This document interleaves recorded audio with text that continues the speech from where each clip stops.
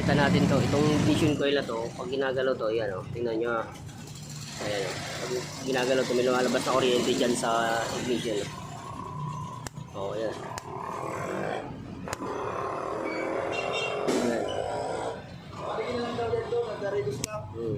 Ayan.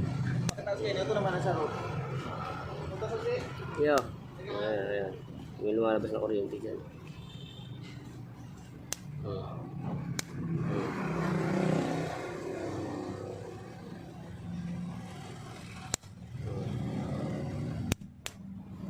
Ayan. May lumalabas eh.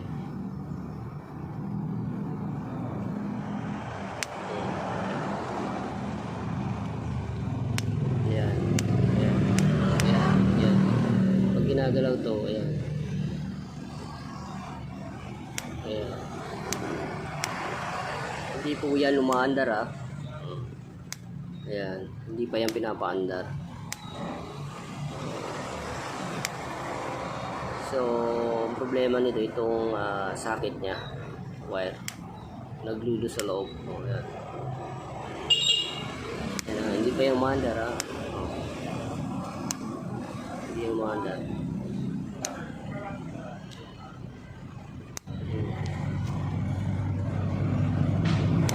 Ayan. Pag ginagalaw to, ito. Oh.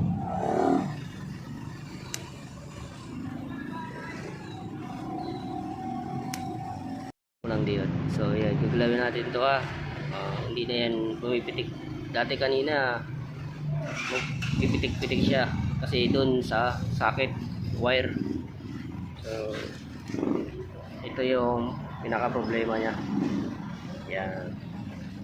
So, titingnan nyo, pagka gano'n na nagpipitik yung lumalabas yung kuryente dyan sa ignition, dito yun sa socket, naglulus.